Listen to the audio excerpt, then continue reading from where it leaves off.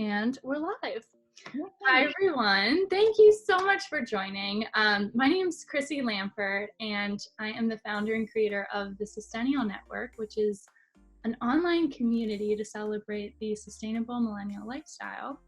And I am joined by my dear friend, Katie Grilli, today. Katie, thank you so much for joining. Thank you so much for having me. I'm so happy to be here. Yeah. So for anyone, I don't know who would know, but unless you were in our Appalachia group, but Katie we went on a service trip a few years ago, maybe like in 2014? It was 2013. It was like my senior year. Yeah, and we went to Floyd, Virginia together, and Katie led a group of, was it like 20-ish people? Yeah, something like that. And she was absolutely incredible, and we've been friends ever since from St. Joe's. Yeah, great time. Thanks to bringing people together. Yeah. So since then, we have kept in touch, obviously, as St. Joe's people do. And we've kind of been just like Instagram chatting each other about the topic of sustainable feminine care. And I don't really know, I can't say that I don't remember the day that it came up, but all of a sudden we found ourselves pinging each other back and forth about menstrual cups and like things we were doing and ingredients in our tampon boxes and like all this really girly stuff. But like when you live on a farm together for a week, you get pretty close. You do. Yeah, definitely. And anytime I come across anything sustainable, I just immediately think of you and I'm like sending it to you. Oh yeah, definitely. So I thought it'd be fun to have Katie join just as like a regular gal pal to discuss the topic. And Katie just has so much experience working with women. She's a family therapist as it is today. So although I don't want to say it's like a touchy subject, but it's definitely a subject that we don't speak about often. And I thought Katie would be great to join to talk about it. So thanks again. All right, so, I wanted to go back.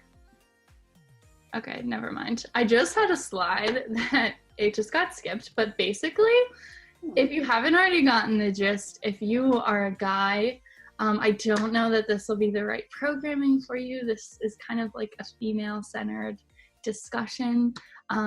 So yeah, I just wanted to put that out there. This is really just to do with like feminine care and tampons and periods and things like that boys don't really like to talk about. So anyways, with that being said, we'll be going over a couple of different things today. These are really just things that Katie and I have kind of spoken about and thought we don't really know the answer to these things. We kind of have been on our own journeys ourselves with regard to sustainable feminine care options. And so we just wanted to share our experience. If it's also coming up in your head, like, number one, what is even in the tampon that I'm putting into my body like all week, once a month? And when you look at the ingredients, like what do they actually mean? They're really hard to pronounce. So that's usually an indicator like, why don't I understand that? And then also, we've been kind of seeing organic and non-organic labeling come up all the time on the shelves these days. I've gotten photos from my friend Kristen. She was in a Target and she purchased a certain brand, Royale. It was organic. And so I instantly thought, should I be purchasing organic? Like, what actually is the impact to my body, the environment? Is that the right choice for me? Things like that. So if you're kind of feeling that same way, we'll do a quick overview on organic and non-organic tampons and pads, just so you have a good understanding. And then with that, we will be going into a variety of different sustainable options that you can explore in your own time. We'll pretty much be focusing on the menstrual cup, so to say. That's a zero waste option, as you could probably infer.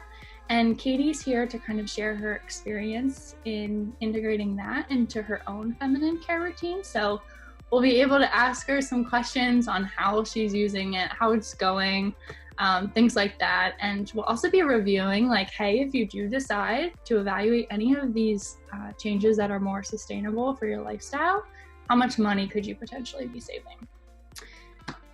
And then with that, we do have a couple of brand recommendations. So if you leave this and you're like, hey, I really want to make this change, or I kind of want to go to the next lever in terms of being more sustainable, maybe I'm not ready for the menstrual cup, whatever it might be, we do have a couple of brands that you can leave with today to start to look into if you did want to make a purchase. Cool. All right.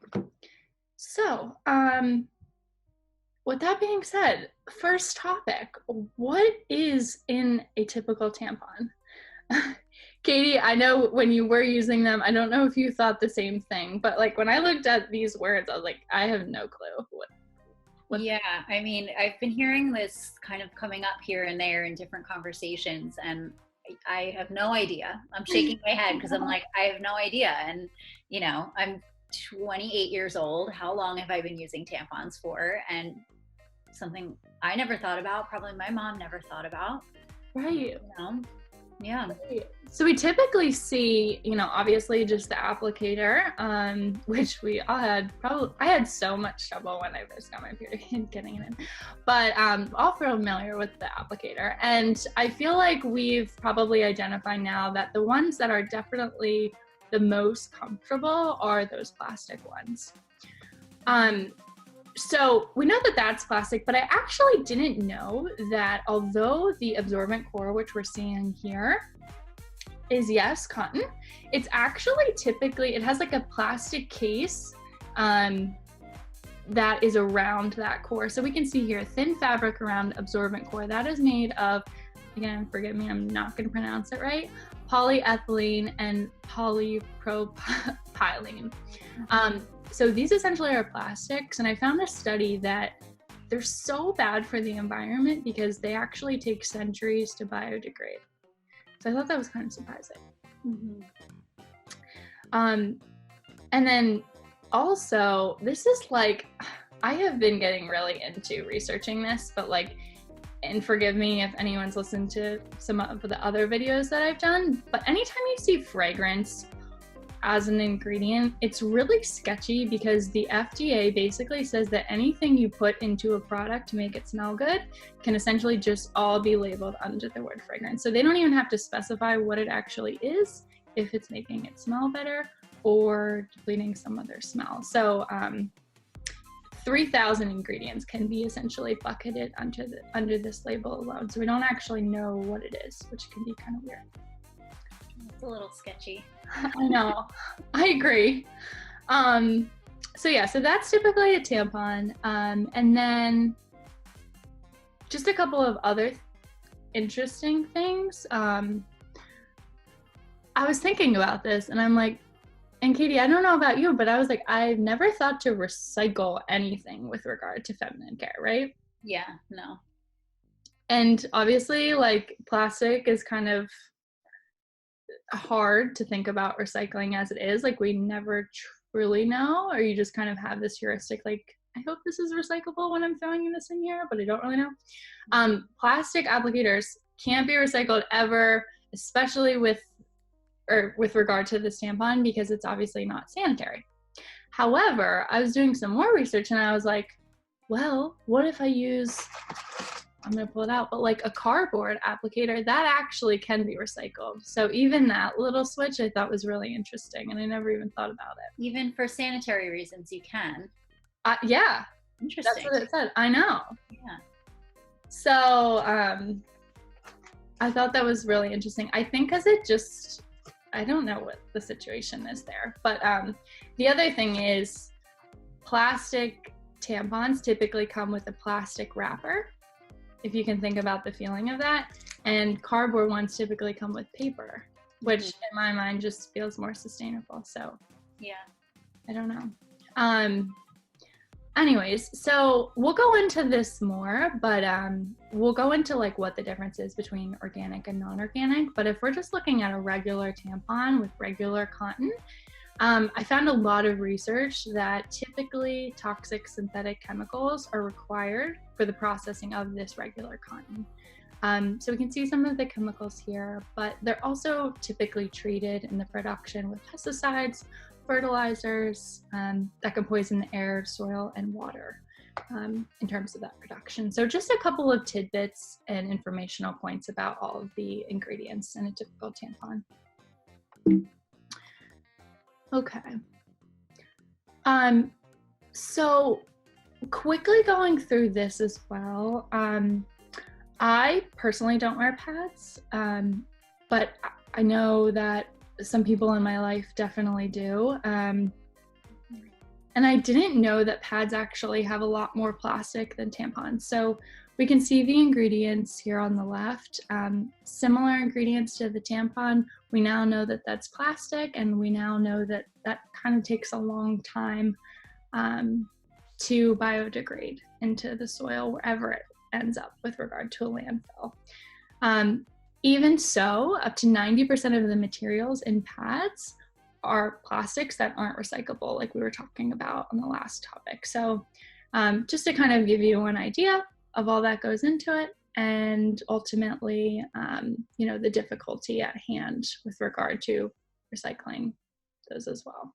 Okay, so now that we kind of think about like, okay, here's maybe what we're doing today, and we want to kind of have an understanding of, all right, well, what can I kind of do better for myself and, for the environment and for my health? Here are a variety of different options.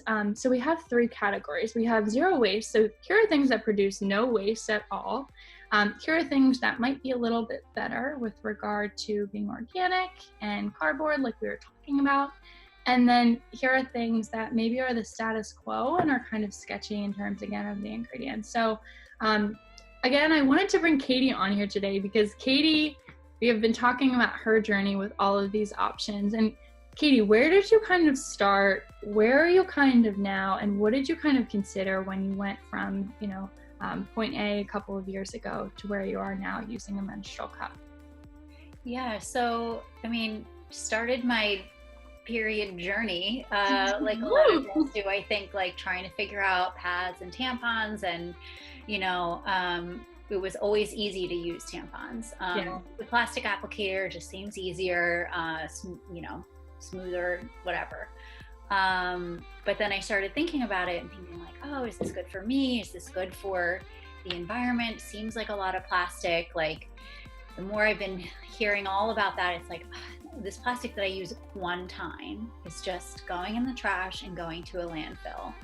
And last summer, actually, my family and I went to Hawaii for my brother's graduation, and we were on a beach in Hawaii, and there were all these little light blue and teal and other color flecks in the sand. And I looked a little closer, and it was actually pieces of plastic on a beach in Hawaii, all over the beach. Oh my God. And I just thought about it, and I was like, wow, you could see some of them were bigger than others. Some were like lids from a water bottle, or other things like that. So I just started thinking about it more, and I was like, I'm just going to switch to cardboard applicators. Like, at least that's like a small step. I'm thinking about it.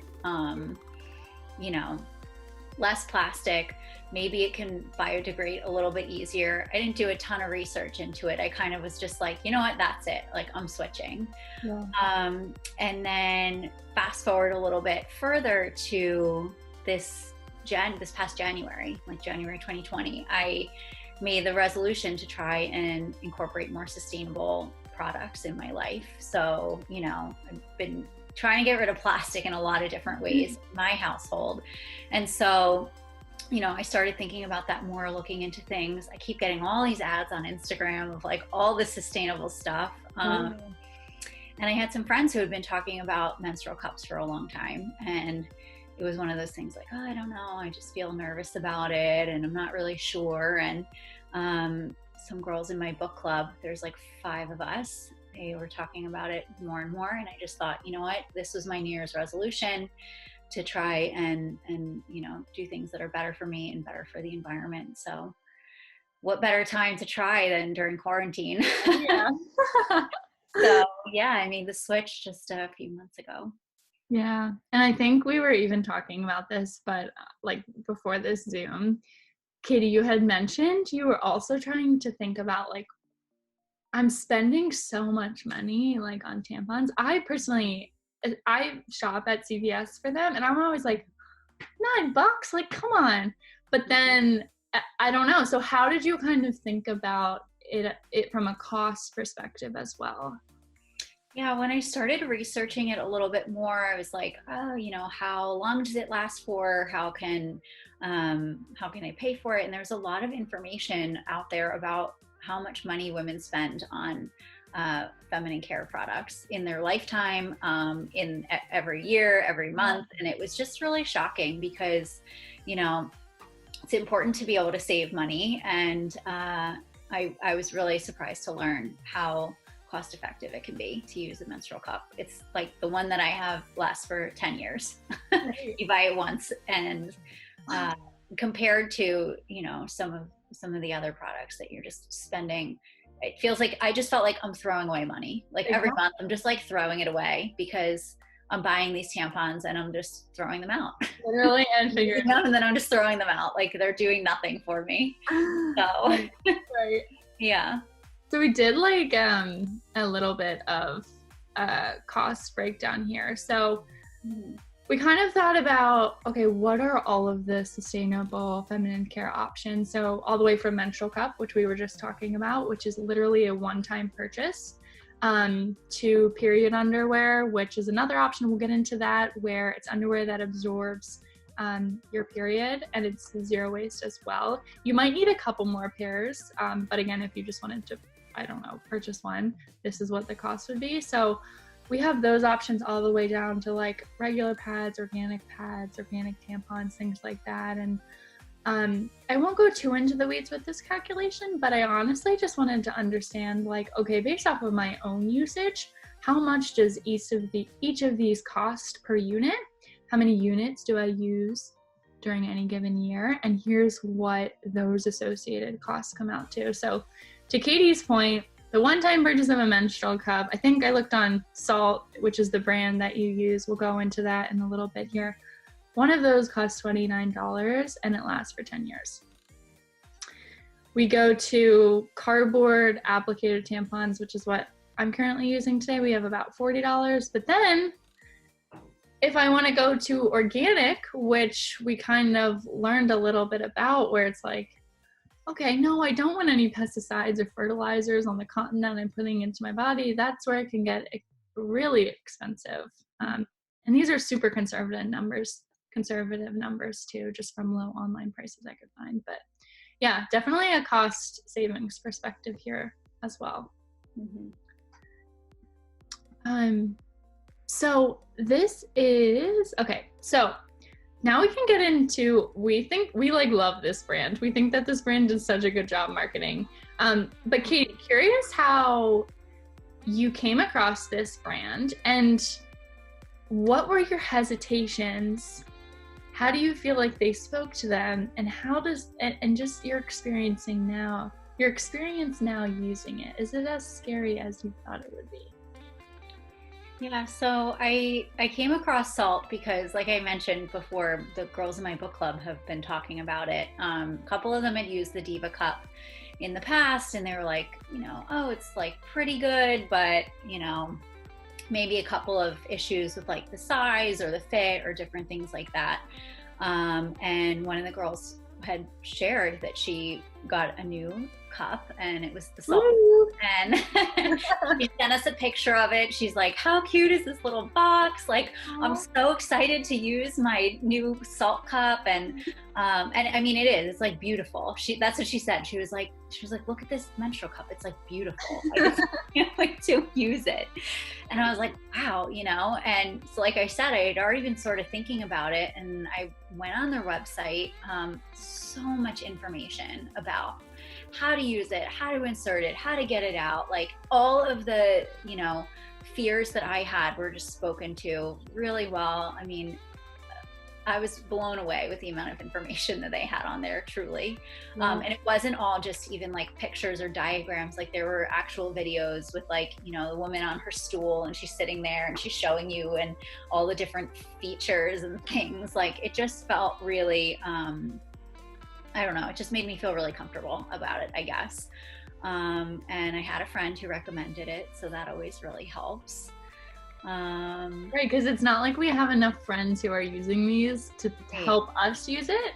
Mm-hmm. And like same thing when we got our periods, is like all we really had was like the weird things in school, like on how to, you know, do things. Like you really do need a play-by-play of how to do these things, because it's changing our habits. We have no idea how to fold these or put them in, or like it's scary. Yeah. Sure. Yeah, it definitely is. I will say too, the other thing that I really liked about salt was that it comes in 2 different sizes. And that was a complaint I think that I was hearing from some other friends who maybe used the Diva cup and it wasn't fitting properly, or it just didn't feel comfortable. And so I thought like, okay, now I can figure out what size I need, and you know, that'll be, you know, just that much easier. So yeah, well, that's what happened to me with the Diva cup. So I was in CVS, and like my journey was, Katie and I were talking about how long we've thought about these decisions, and that's any sustainable change in your life. You have, it's like first a state of awareness, then it's education, and then it's like, okay, do I want to make the change? And once you make the change, does it actually add more value, or do you just go back to what you were doing before because it's more convenient, which natural consumer behavior. But I was at that point where I was like, all right, I'm gonna do the Diva cup. It's right here in front of me in CVS. I bought it. I took it home. I was so excited. But I bought the size for someone that's had a baby. So it was way too big for me. And I was like, I don't think this is working out. And it was totally the size thing, to your point. And like, I'm really excited to hear that. I think salt is now in Target, and Katie, maybe you can speak to how you got yours, but like it really has a lot to do with how convenient it is to purchase these, and how cost effective as well, just again to start that trial period. Yeah, absolutely. I actually ordered mine online. I see you have on here about, you know, you get 10% off your first order. It was easy. They shipped it right to my house, you know, didn't have to worry about buying it anywhere or anything like that. My family was all like, what did you get in the mail? I was like, oh, it's nothing. Looks like except I did show my mom. I was like, Mom, this is so cool. Yes. But yeah, so, you know. So did it come with instructions, did you say? Or like, what did the packaging instructions I actually have? So the packaging is like the little box that you're, the little, like, you know, thing that you have in the picture there. Yeah. It's like super cute. You like can look in, there's a little clear window at the top so you can see it. And it comes with like I actually have them because I saved it for this. Little pamphlets, like all the same information I thought is online. It's like all there. They have some other information about like benefits of using the salt cup, both for yourself and for other people, really, like about it being, you know, more sustainable, less waste. They also shared that they donate to help support young women all over the world who maybe don't have access to feminine care products and end up, you know, not going to school, not going to work because they're on their period. And, you know, so for me, that was like an extra bonus because I do the nonprofit work in India, and I just thought of all the girls there who like really want to go to school and can't. Like sometimes they just have to miss school because they don't have the products that they need. So that was like an extra bonus. When I saw that in the box, I was like, this is just even better. So, well, and you see, like, I'm sure everyone's somewhat familiar with the B Corp certification, but it's one thing I think to see that brands are doing it. But Katie, to your point, with your time in India, and like you saw that it was an actual issue, and then you see that on there saying it's like, this is legitimate, this is a problem, and just purchasing from a brand that's helping with that in such a real way. So rewarding, I'm sure. Yeah. I mean, it was like a no-brainer to me at that point. Between the savings, I could use my HSA money for it. Even like, you know, money coming out of my regular bank account. It was like, that was a new thing, I think, very recently. That there's new legislation for that you can use your HSA or FSA money for feminine care stuff. But yeah, I mean, there was just so many benefits. I was like, all right, now is the time to do it. So now that you've been using it, how does it feel? Does it feel like just as normal as using a tampon or not quite yet? Yeah, I mean, the first like 2 days, I want to say, I was kind of like, how do I feel about this? Like, I was excited to try it, but then I was also nervous. Like, I tried, to put it in, and I was like, does this feel right? Like, how is this supposed to feel? Because it is a different like fit than a tampon. But then like I went for a run and everything was fine. And it's great because you can put it in the morning and you don't have to like, it's supposed to be up to 12 hours, I think, like depending on, your flow, it can be up to 12 hours. So I could like put it in the morning, not have to think about it the entire day. I didn't have any leakage or anything like that. And then, in the evening, I was able to take it out and put it in and sleep with it too. So, yeah, I mean, I did get nervous at first. I was like, oh my God, what if I can't get it out? Like, it's like right there, but I was like, I don't know, like, it's different. It's like something that you kind of have to just figure out, and you definitely have to be like comfortable with yourself in, figuring that out. But yeah, I mean, again, I think that like all the information that they gave about how to do that was really helpful. And that like made me be like, okay, I can calm down, relax, like it's not that big of a deal. It'll be fine. And it was. And now I can say like after using it, for a little while, it feels very easy. Yeah. I'm like hooked. Yeah. And I think that's the other thing, like it takes practice, it sounds like, and even the initial step to purchase it and then see what your journey feels like after that. Like I remember I was thinking, oh, I really want this to go to a music festival, to not worry about it. But then I slowly learned that like the reality is this is really convenient at home. Not that it's super messy or anything like that, but like you don't want to be in a porta potty like working with this thing. Right. So no, like, that would be very difficult. Right? So it's like, it's just a journey. And like, I don't know. I remember for that period of time, I have to get one that's like the right size. But like when I was trying to work with the Diva Cup, I still had a box of tampons. I still was going in between. And you'll just kind of feel obviously what makes sense for you. And you might find, like Katie found, it was really nice not worrying about anything like every single day, which like works the whole so day. nice. Yeah. And sleeping and like all of that stuff. So anyways, so their site is SAALT, and you can just Google it. And I can provide a link too in the blog post when I post this, but you can go to their site. Obviously, if Katie and I hadn't said this already, it's so much fun to explore. Like they have a landfill diverter calculator where you literally, you plug in your age. Yeah.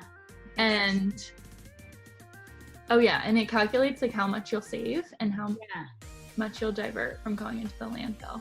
Yeah. I mean, that was huge. The other information they had on there too, I think, was like that the average woman in her life, like from the very beginning of her period, the products that she uses will not disintegrate by the end of her life. Yeah, that is. They'll still be in the landfill, like hanging out. That is nuts. Yeah.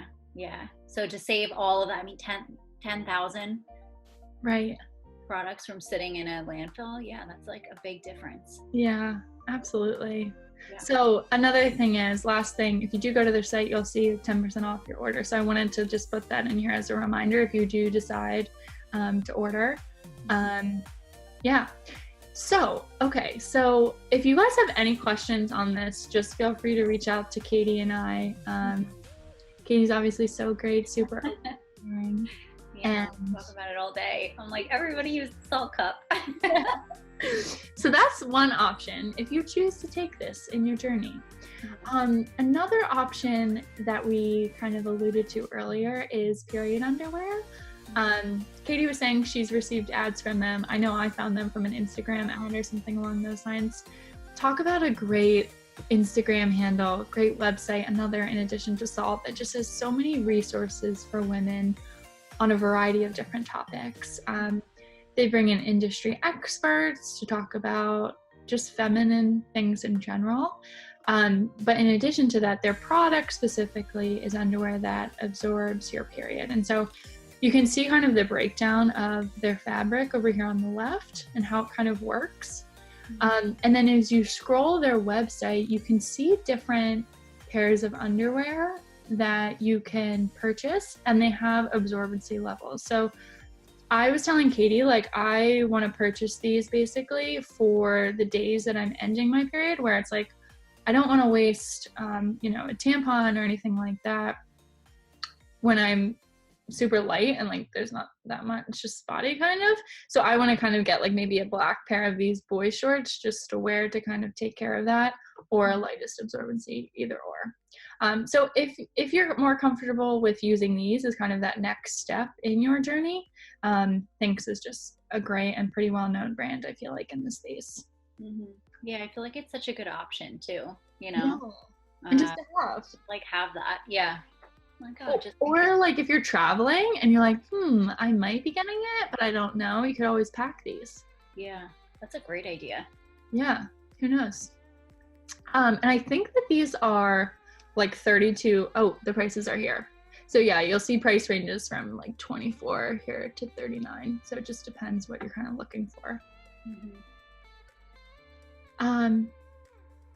So this is kind of just, I don't know, like I feel like this is a good option too, even if you're just worried about spotting or you use pads.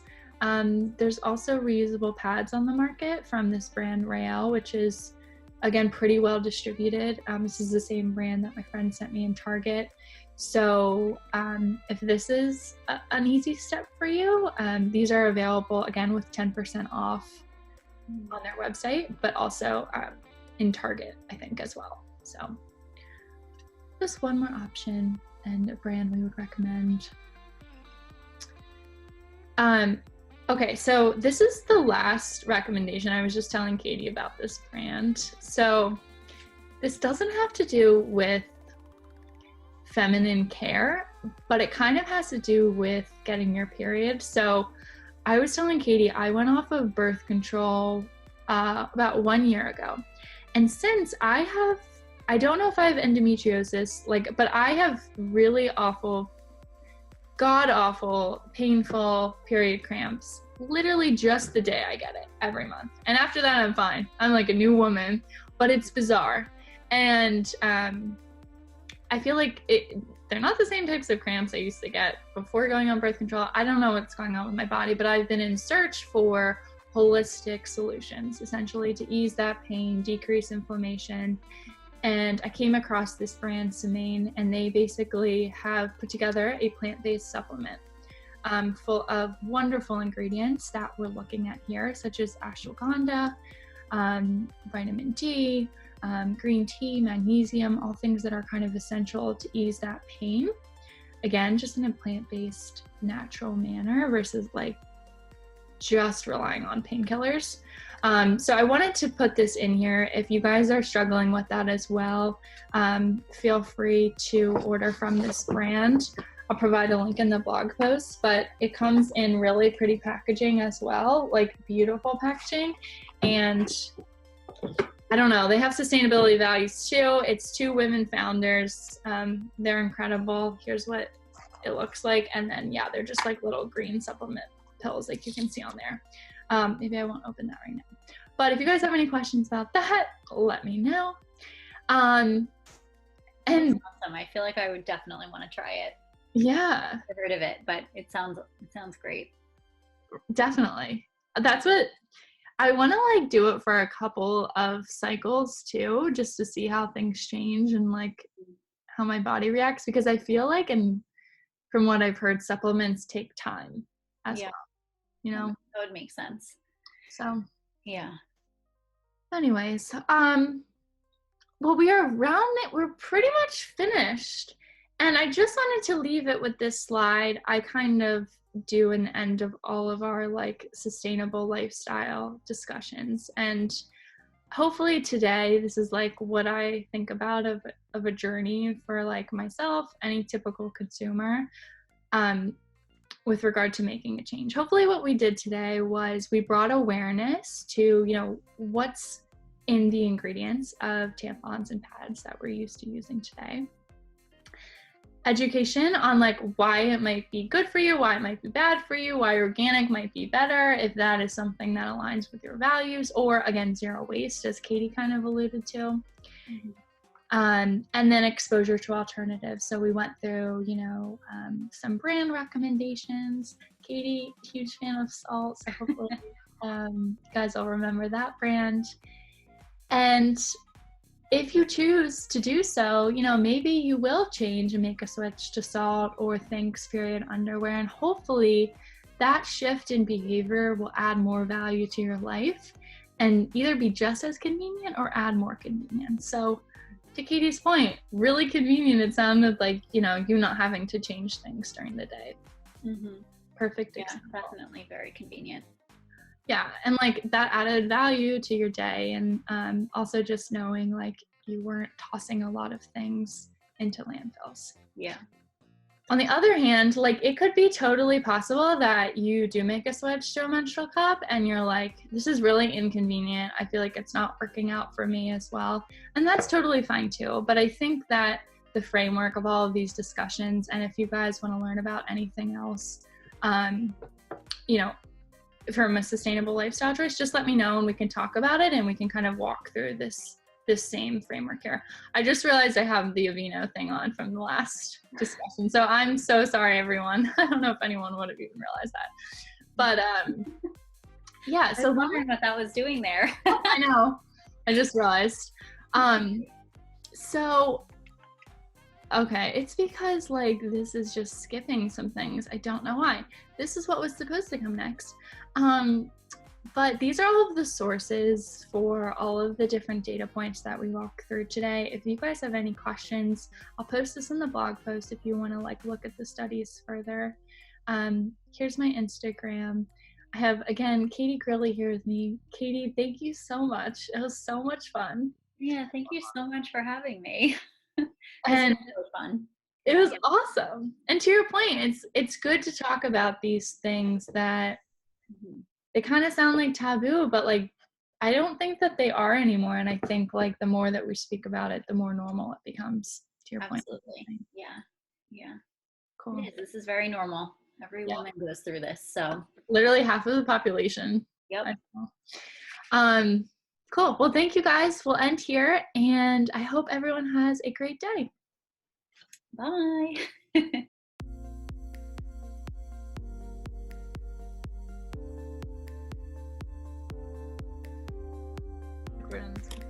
Okay, hi everyone. We are back. We just ended the last segment and Katie said that there's something really cool about the menstrual cup that I thought was really cool too, so we just came back in to re-record. Yeah, I have to share. I thought about it after, like, we passed the slide and I was like, oh, we have to go back because this was another huge selling point for me on the salt cup, or any menstrual cup. What it actually is able to do is keep your body and like your, all your feminine organs at a neutral pH, like at the pH that they're supposed to be at. So we think of that as being like more acidic or more basic, I guess, if we're going back to our chemistry, right? Chemistry class. But yeah, with tampons, they can really throw off your pH and that can actually lead to yeast infections and BV. And, I think a lot of women really like suffer in silence with those for a long time and just don't know, like, oh, I just get yeast infections a lot. I started noticing it and I was thinking like, it's probably because I'm using tampons for a week straight and my body doesn't know what to do with it. And so I get infections. So that was another huge selling point for me. Just keeping a neutral pH, keeping it where it's supposed to be. Yeah. Okay, so one more benefit of the salt cup. Thanks for sharing, Katie. Okay, we're gonna say goodbye for real this time. See ya. Bye, everybody.